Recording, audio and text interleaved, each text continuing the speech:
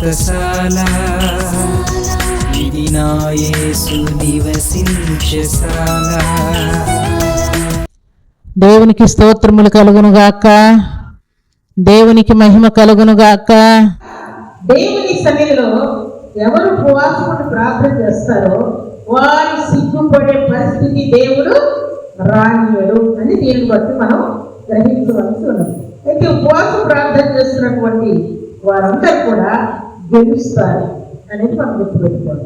కానీ సిగ్గుపడే పరిస్థితి ఎన్నటికీ రాదని మనం జ్ఞాపకం చేసుకోవాలి. అందుకే ప్రార్థన చేసే వారందరూ కూడా ఎలాంటి ప్రార్థన చేయాలని దేవుడు ఆజ్ఞాపిస్తున్నాడు చూడండి. మొదటి సమూయేలు గ్రంథము 7వ అధ్యాయం 6వ వచనాన్ని చదువుకుందాం. వారు మిస్పాలో కూడుకొని నీళ్లు చేది యెహోవా సన్నిధిని కుమ్మరించి ఆ దినము ఉపవాసం ఉంది. నీళ్లు చేది యెహోవా సన్నిధిని కుమ్మరించారు. ఎందుకు వారు ఉపవాస ప్రార్థన చేసేటప్పుడు నీళ్లు చేది కుమ్మరించారు? కింద మాట మనం చదువుకుంటే యెహోవా దృష్టికి మేము పాపాత్ములమని ఒప్పుకొని మిస్పాలో సమూయేలు ఇశ్రాయేలులకు న్యాయము తీర్చుచూ వచ్చారు. వారు ఎందుకు యెహోవా సన్నిధిని నీళ్లు కుమ్మరించారు అని అంటే, అక్కడ ఉపవాసం ఉండి ప్రార్థన చేసే వారందరి హృదయాల్లో ఉన్నటువంటి బరువు, భారము, కష్టము, దుఃఖం అంతా కూడా యెహోవా సన్నిధిని నీళ్ళు ఎట్లా కుమ్మరించారో అట్లు వారి హృదయంలో ఉన్న భారాలన్నీ, దుఃఖాలన్నీ, కష్టాలన్నీ, రోగాలన్నీ, నిందలన్నీ, అవమానాలన్నీ, దరిద్రతంతా కూడా యెహోవా సన్నిధిని కుమ్మరించారు. అందుకు భక్తులు అక్కడ నీళ్లు చేది యెహోవా సన్నిధిని కుమ్మరించారు. దేవుని సన్నిధిలో ఉపవాసం ఉండి ప్రార్థన చేసే వారందరూ కూడా వారి అంతరంగాల్లో దాగినటువంటి బాధలు, వేదనలు, దుఃఖాలన్నీ కూడా దేవుని సన్నిధిలో కుమ్మరించాలి. ఏది కూడా దాచుకోకుండా దేవుని సన్నిధిలో అన్నీ పర్వాలి. పేపర్ మనం విప్పితే బైబిల్ మూసినప్పుడు దాంట్లో ఏం లేదు మనకు కనబడదు అంటారా? బైబిల్ తెరిస్తే ఎక్కడ ఏ అధ్యాయం ఉంది, ఏ మాటతో దేవుడు భక్తులతో మాట్లాడాడు, భక్తులు దేవుని సన్నిధిలో ఎట్లు ప్రార్థన చేశారనే సంగతులన్నీ కూడా ఓపెన్ చేస్తే అర్థమవుతుంది. అలాగే సర్వశక్తిమంతుడైనటువంటి దేవాది దేవుని సన్నిధిలో మన హృదయంలో ఉన్నటువంటి భారాలన్నీ కూడా దేవుని ఎదుట కుమ్మరించాలని దేవుడు ఆజ్ఞాపిస్తున్నాడు. అందుకని భక్తులు ఏం చేశారన్న చూడండి. 2వ దినవృత్తాంత గ్రంథము 20వ అధ్యాయం 23వ వచనాన్ని చదువుకుందాం. అమ్మోనీయులను, మోయాబీయులను, షేయీరు మన్య నివాసులను బొత్తిగా చంపి నిర్మూలము చేయవలనని పొంచి ఉండి వారి మీద పడింది. వారు షేయీరు కాపురస్తులను కడముట్టించిన తర్వాత తమలో ఒకరినొకరు చంపుకొనుటకు మొదలు పెట్టిరి. మన ముగ్గురం కలిసి ఇశ్రాయేలు మీదకి యుద్ధానికి వెళ్దామని వారు బయలుదేరి వచ్చారట. వచ్చి అక్కడికి వచ్చేసరికి ఏం చేస్తున్నారంట, వారు ముగ్గురే ఒకరికొకరు కొట్టుకుంటూ ఉన్నారు. చేయాల్సింది ఎవరి మీద యుద్ధం?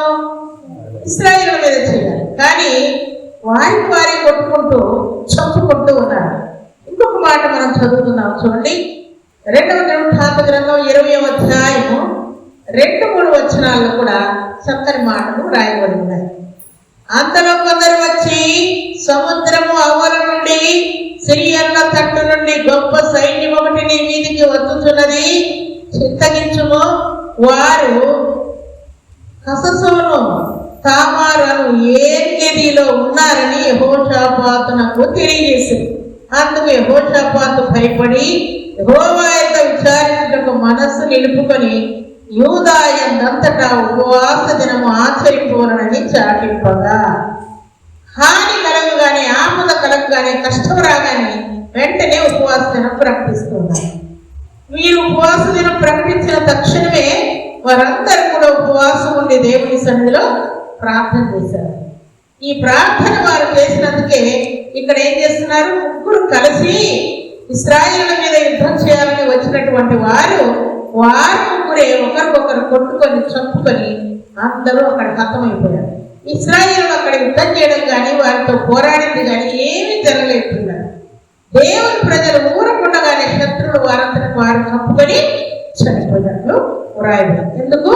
ఇక్కడ యెహోషాపాతు ఉపవాస దినము ప్రకటించినందుకు అక్కడ శత్రువులు వారికి వారే కొట్టుకున్నారు. ఇశ్రాయేలు ఒక్కరే కాబట్టి మనము 3 దేశాల వాళ్ళము ముగ్గురు కలిసిపోతున్నాం కాబట్టి వారిని తుత్తు నీళ్ళు చేయొచ్చని వారు అనుకున్నారు.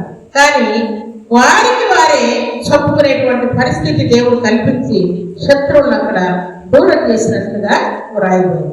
దేవుని సన్నిధిలో చేరిన దేవుని ప్రియబిడ్డలు దేవుని మీద ఆనుకొని బయలుదేరే కొలది వారు ఘన విజయాన్ని సాధించినట్లు వ్రాయబడింది. పిల్లలారా చూడండి, అందుకనే దేవుని ప్రజలు ఉపవాసం ఉన్న ప్రతిసారి కూడా దేవుని వారు స్తుతిస్తూ కీర్తిస్తూ ఘనపరుస్తున్నారు.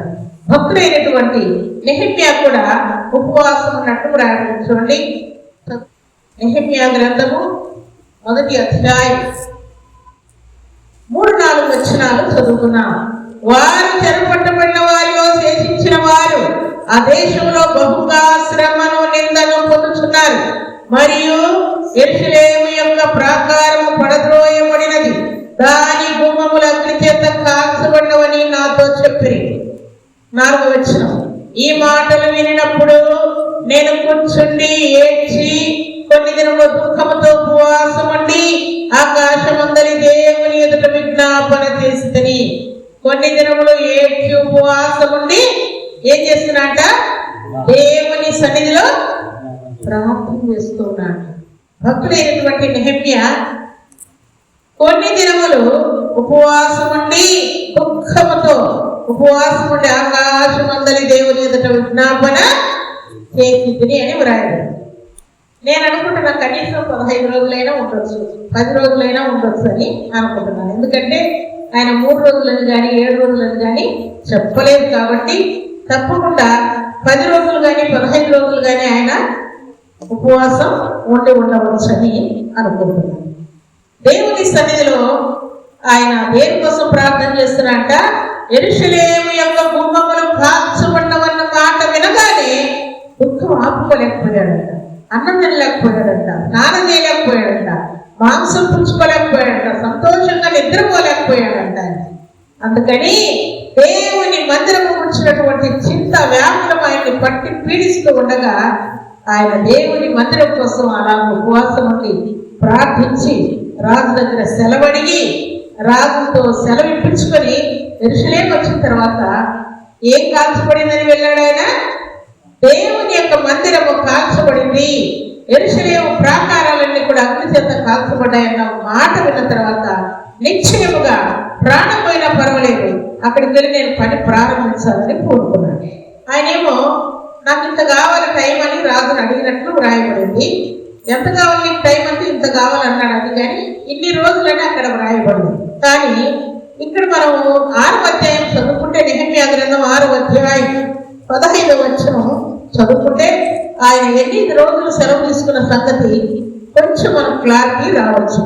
15వ వచనం, ఈ ప్రకారముగా ఏలూలు మాసము 25వ దినమందు అనగా 72 దినములకు ప్రాకారము కట్టుట సమాప్తమాయను. ఆయన కట్టవలసినటువంటి మందిరం అయితేనేమి ప్రాకారం అయితేనేమి సమస్తం కూడా ముగించుకోవడానికి దేవుడు గొప్ప కృపను చూపించాడు.